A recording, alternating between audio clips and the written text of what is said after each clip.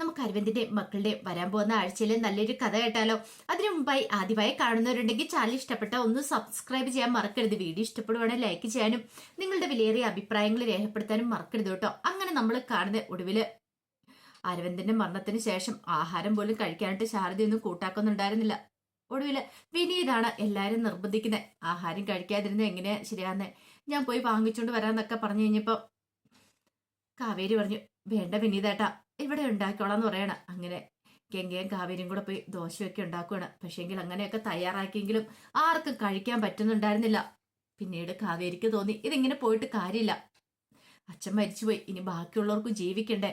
ഒടുവില് ശാരദയെ പോയി നിർബന്ധിക്കുകയാണ് കാവേരി. അമ്മ ഇങ്ങനെ ഇരുന്ന് എങ്ങനെ ശരിയാന്നേ, മറ്റുള്ളവർക്ക് ധൈര്യം കൊടുക്കേണ്ട അമ്മയല്ലേ, ഞങ്ങള് മക്കള് ധൈര്യം തന്ന മക്കളോടൊപ്പം നിൽക്കേണ്ട ആളല്ലേ അമ്മ, അമ്മ തളർന്നു പോലെന്ന് പറയണ. അതുപോലെ തന്നെ നിളയ്ക്ക് ഭയങ്കര സങ്കടമായിരുന്നു. പിന്നീട് നിളയൊക്കെ നിർബന്ധിച്ച് കഴിപ്പിക്കുകയാണ്. ഒടുവിൽ ശാരദ തന്റെ മക്കളെയൊക്കെ ചേർത്ത് പിടിക്കുന്നുണ്ട്. എന്ത് ചെയ്യണമെന്ന് പോലും ശാരദയ്ക്ക് അറിയണ്ടായിരുന്നില്ല. ഇന്ന് വരെ അരവിന്ദന്റെ തണലിലല്ലാതെ ശാരദ കഴിഞ്ഞിട്ടില്ല. പെട്ടെന്നൊരു ദിവസം അപ്രതീക്ഷമായി പോകുന്ന പോലെ അങ്ങോട്ട് പോയി കഴിഞ്ഞപ്പോഴത്തേനും ശാരദയ്ക്ക് സഹിക്കാൻ പറ്റുന്നതിലും അപ്പുറമായിരുന്നു. എന്ത് ചെയ്യണം? കാരണം ഇതുവരെയായിട്ട് തനിച്ച് കാര്യങ്ങളൊന്നും ചെയ്തിട്ടില്ല. എല്ലാ അരവിന്ദനാണ് കാര്യങ്ങളൊക്കെ ചെയ്യുന്നത്.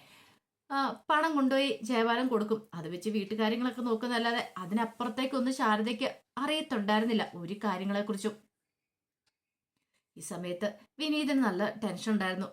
വിനീത് തന്നെ നിവിൻ വന്ന് കാണുന്നുണ്ട്. നിവിൻ വന്ന് കണ്ടിട്ട് പറഞ്ഞു, അതെ നീ വിഷമിക്കൊന്നും വേണ്ട, നീ സമാധാനമായിട്ടിരിക്കാനൊക്കെ പറയുന്നുണ്ട്. പക്ഷെ നിവിന് സങ്കടമായിരുന്നു. നിവിൻ പറഞ്ഞു, അമ്മാവന് അവസാന ദിവസം എന്നോട് പറഞ്ഞ കാര്യങ്ങളൊക്കെ ആ കുടുംബത്തെ നോക്കണമെന്നാ, എനിക്കറിയില്ലടാ എന്ത് ചെയ്യണമെന്ന്. വല്ലാത്തൊരു സങ്കടം എനിക്ക്. ഗംഗയുടെ കല്യാണം നടന്നിട്ടില്ല, ഗംഗയുടെ കല്യാണം നടക്കണ്ടേ, അത് കാണാനുള്ള യോഗം പോലും അമ്മാവന് ഉണ്ടായില്ലല്ലോ. അപ്പോഴേക്കും നെവിൻ പറഞ്ഞു, എടാ നല്ല കാര്യമല്ലേ ഗംഗയുടെ കല്യാണം കഴിയാതിരുന്നേ, നീ സ്നേഹിച്ച പെണ്ണല്ലേ, ഇപ്പൊ അവളുടെ കല്യാണം വേറെ നടത്താതിരിക്കുവാണെങ്കിൽ നിനക്ക് അവളെ കിട്ടത്തില്ലേന്ന് ചോദിച്ചു. പക്ഷേങ്കില് വിനീത് പറഞ്ഞു, വേണ്ടടാ അത് ശരിയാവത്തില്ല, അവൾക്ക് കുറെ സ്വപ്നങ്ങളുണ്ട്, അവൾക്ക് പുറത്തു പോകണം എന്നൊക്കെ ആഗ്രഹം, അതുകൊണ്ട് അവൾ അവളുടേതായ ജീവിതം നയിച്ചോട്ടെ, നല്ലൊരു ആലോചന വരണം, അവളെ വേറെ കല്യാണം കഴിപ്പിച്ച് വിടണമെന്നൊക്കെ പറഞ്ഞു. നീയും പറഞ്ഞു നിന്റെ ഒരു കാര്യം എന്നൊക്കെ പറയണം. അതേ സമയത്ത് ബാങ്കിലെ ഉദ്യോഗസ്ഥന്മാരെ വീട്ടിലേക്ക് വരുവാണ്, സ്നേഹതീരത്തേക്ക് വരുവാണ്. അങ്ങനെ വന്നു കഴിഞ്ഞിട്ട് ശാരദയെ വിളിക്കുകയാണ്. ശാരദയ്ക്ക് എന്താ ഏതെന്നും മനസ്സിലായില്ല. പിന്നീട് അവരൊരു നോട്ടീസ് അങ്ങോട്ട് കൊടുത്തു. അത് വായിച്ചു കഴിഞ്ഞപ്പോഴത്തേനും കാവേരി ഞെട്ടിപ്പോയി. ഇതെന്താ, ലോൺ അടച്ചിട്ടില്ലെന്നോ? അതെ, കുറെ ലോൺ കുടിശ്ശികയുണ്ട്, ഇനിയിപ്പോ ഇത് അടച്ചില്ലെങ്കിൽ ജപ്തി ആവൂന്ന് പറഞ്ഞു, ഇതിനു മുമ്പ് പേപ്പറുകളൊക്കെ അയച്ചാണല്ലോ എന്നൊക്കെ പറഞ്ഞു. അപ്പോഴേക്കും ശാരദ പറയേ, ഞങ്ങൾക്കൊരു നോട്ടീസും കിട്ടിയിട്ടില്ല എന്ന് പറഞ്ഞു. 2 ദിവസം കഴിയുമ്പോൾ ഞങ്ങൾ വരും, അപ്പോഴേക്കും പണം ഒന്നെങ്കിൽ അടച്ചിരിക്കണം, അല്ലെങ്കിൽ ഞങ്ങൾക്ക് വീട് ജപ്തി ചെയ്യേണ്ടതായിട്ട് വരുമെന്ന് പറഞ്ഞു. അതും പറഞ്ഞിട്ട് അവരങ്ങോട്ട് പോന്നേ. ആകെപ്പാടെ ടെൻഷനായി പോയി ശാരദയ്ക്കും മക്കൾക്കും. എന്ത് ചെയ്യണമെന്ന് അറിയത്തില്ല. അപ്പോഴാണ് വിനീതൊക്കെ ആ കാര്യത്തെക്കുറിച്ച് ചോദിക്കുന്നത്. അമ്മായി, ഈ ലോൺ എന്തെടുത്താ, എങ്ങനെ എന്താന്നൊക്കെ ശാരദയ്ക്ക് ഒന്നും അറിയത്തില്ല. കാരണം ലോൺ ഉണ്ടായിരുന്നോ എന്ന് പോലും ശാരദ അപ്പോഴാണ് അറിയണേ. അരവിന്ദനാണ് കാര്യങ്ങളൊക്കെ നോക്കിക്കൊണ്ടിരുന്നേ. അതുകൊണ്ട് ശാരദയ്ക്ക് അറിയില്ല എന്ന് ശാരദ പറഞ്ഞു. ആകെപ്പാടെ ടെൻഷനായി കാവേരിക്കൊക്കെ. കാവേരി പിന്നീട് ജയപാലനെ വിളിച്ച് കാര്യങ്ങൾ പറയാണ്. ജയപാലൻ പറഞ്ഞു, ഞാനിവിടെ ഇല്ലാന്നൊക്കെ പറഞ്ഞു, ഞാൻ പുറത്താ, ഞാനിവിടെ ഇല്ലാന്നൊക്കെ പറയാണ്, കള്ളത്തരം പറയാണ്. അങ്ങനെ കോള് കട്ട് ചെയ്ത് കഴിഞ്ഞപ്പോഴത്തേനും പ്രവീണ് ജയപാലനോട് ചോദിച്ചു, എന്തിനാ നിങ്ങൾ ഇവിടെ ഇല്ലാന്ന് കള്ളത്തരം പറയണേ, നിങ്ങൾ ഇവിടെ ഉണ്ടല്ലോ എന്നൊക്കെ പറഞ്ഞ് ഇപ്പൊ ജയപാലൻ ഭാര്യയെ ഭീഷണിപ്പെടുത്തണം, നീ മിണ്ടാതിരുന്നോണം, എന്ത് ചെയ്യണം ഏത് ചെയ്യണം എന്നൊക്കെ എനിക്കറിയാന്ന് പറഞ്ഞു. പ്രവീണ ജയപാലന്റെ മറ്റൊരു മുഖമായിരുന്നു ആ സമയത്ത് കണ്ടേ. ഇത്രയും കാലം കൂടപ്പുറപ്പെന്ന് പറഞ്ഞുകൊണ്ട് ചാവാൻ നടന്നാണ് ജയപാലൻ അരവിന്ദനോടൊപ്പം. പക്ഷേങ്കില് ഇപ്പൊ അരവിന്ദൻ മരിച്ചു കഴിഞ്ഞപ്പോഴത്തേനും ജയപാലൻ അങ്ങോട്ട് കാലി വാരുന്ന പോലെയുള്ള സംസാരവും പെരുമാറ്റ രീതിയൊക്കെ ആയിരുന്നു. ഈ സമയത്ത് ശാരദയ്ക്കും മക്കൾക്കും എന്ത് ചെയ്യണമെന്ന് അറിയണ്ടായിരുന്നില്ല. കാവേരിയൊക്കെ നല്ല വിഷമത്തിലായിരുന്നു. വിനീതന്റെ അടുത്ത് നിന്ന് കാവേരി തന്റെ വിഷമം പറയുന്നുണ്ട്. വിനീതേട്ടാ, എന്ത് ചെയ്യണമെന്ന് പോലും എനിക്കറിയില്ല, ഇനിയിപ്പോ 2 ദിവസം കഴിയുമ്പോ അവര് വന്നു കഴിയുമ്പോ പണം കൊടുക്കാൻ പറ്റിയില്ലെങ്കിലോ, ഞാൻ ഒരു കാര്യം ചെയ്യാം, ജയപാലങ്ങൾ വന്നു കഴിയുമ്പോ വീട്ടിൽ പോയി കാണാന്നൊക്കെ പറഞ്ഞു. അങ്ങനെ 1-2 ദിവസം അങ്ങോട്ട് കടന്നുപോയി. പിന്നീട് ജയപാലനെ കാണാനായിട്ട് ആ വീട്ടിൽ പോയി കണ്ട് സംസാരിക്കാന്നൊക്കെ കരുതിയിട്ട് കാവേരിയും ഗംഗയും കൂടെ അവിടേക്ക് പോവാണ്. ഇതേ സമയത്താണ് ബാങ്കുകാർ വീണ്ടും വന്നേ. വീണ്ടും വന്നതിന് ശേഷം അവര് പണം അടച്ചില്ലല്ലോ, പണം അടച്ചില്ലെങ്കിൽ ഇപ്പൊ തന്നെ ജപ്തി ചെയ്യുമെന്ന് പറഞ്ഞു. പക്ഷേങ്കില് ശാരദ പറഞ്ഞു, അങ്ങനെ നിങ്ങൾ ജപ്തി ചെയ്യുവാണെന്ന് കാണട്ടെ, അങ്ങനെ ജപ്തി ചെയ്യാനൊന്നും പറ്റില്ല, ഇത് എൻ്റെ വീടാ, ഞാനും എൻ്റെ അരവിന്ദേട്ടനും കഷ്ടപ്പെട്ടുണ്ടാക്കിയതാ, അങ്ങനെ ജപ്തി ചെയ്യാനൊന്നും നിനക്ക് പറ്റില്ല എന്ന് പറഞ്ഞു. അത് കേട്ട് കഴിഞ്ഞപ്പോൾ അവർ പറഞ്ഞു അങ്ങനെയാണെങ്കിൽ ഞങ്ങൾക്ക് പോലീസുകാരുടെ സപ്പോർട്ട് വേണ്ടി വരുമെന്ന് പറഞ്ഞു. പോലീസുകാരുടെ സഹായത്തോടെ നിങ്ങൾ ഇവിടുന്ന് പുറത്താക്കാൻ പറ്റുമെന്ന് പറഞ്ഞു. കോർട്ട് ഓർഡറുമായിട്ടാണ് ഞങ്ങൾ വന്നിരിക്കുന്നത്, വെറുതെ ഒന്നും അല്ല ഞങ്ങൾ വന്നിരിക്കണമെന്ന് പറഞ്ഞു. ആ കോർട്ട് ഓർഡർ അത് കാണിക്കണം. നിളയെ എമിനെ മാത്രമേ ഉണ്ടായിരുന്നുള്ളൂ. അപ്പോഴേക്കും നിള പറഞ്ഞു ചേച്ചി ഞാൻ കാവേരി ചേച്ചിയെ പോയി വിളിക്കാമെന്ന് പറഞ്ഞുകൊണ്ട് അകത്തേക്ക് കയറി ഓടുവാണ്. ഇതേ സമയത്ത് കാവേരിയും ഗംഗയും കൂടെ ജയപാലിനോട് സംസാരിച്ചിരിക്കുവാണ്. കാരണം ബാങ്കുകാർ വന്ന കാര്യത്തെക്കുറിച്ചൊക്കെ പറഞ്ഞുകൊണ്ടിരിക്കുക 2 ദിവസം മുമ്പ്.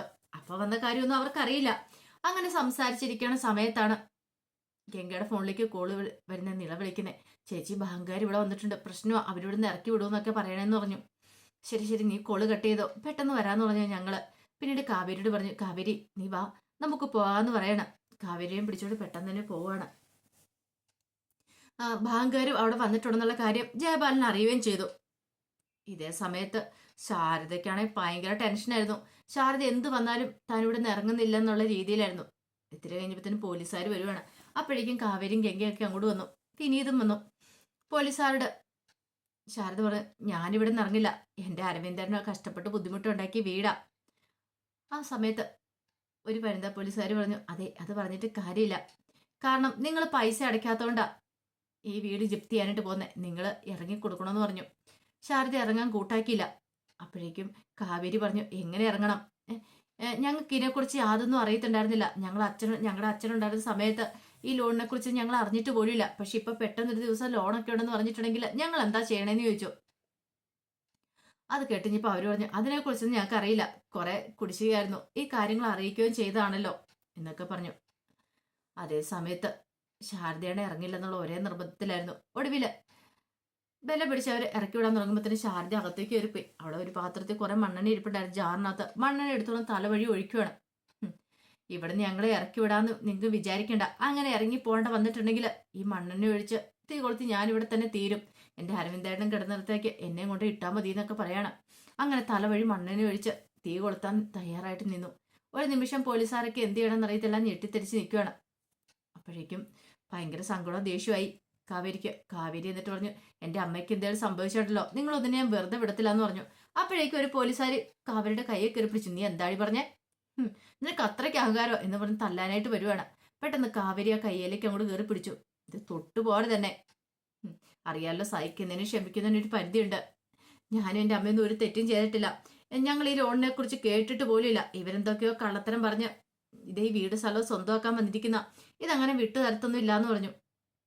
ഒടുവില് കുറച്ച് സമയം കഴിഞ്ഞപ്പോൾ ജയപാലം വരുവാണ്.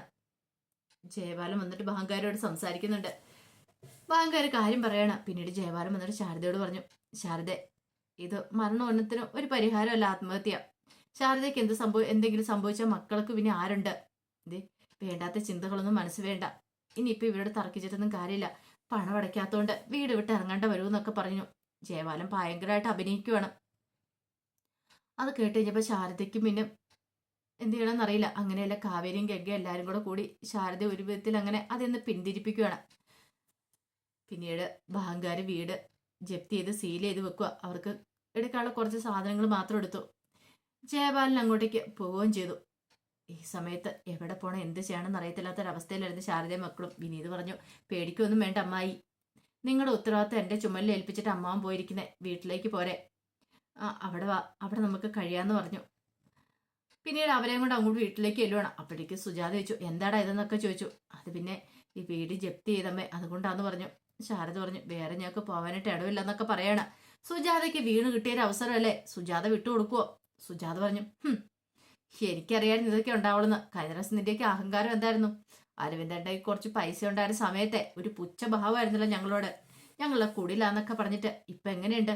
എന്റെ കാല് പിടിച്ച് വന്നില്ലേ? എനിക്കറിയായിരുന്നു നീയൊക്കെ കാല് പിടിച്ചു വരുമെന്ന്. ഇത് ഞാൻ ആദ്യമേ പറഞ്ഞ കാര്യമാണ്.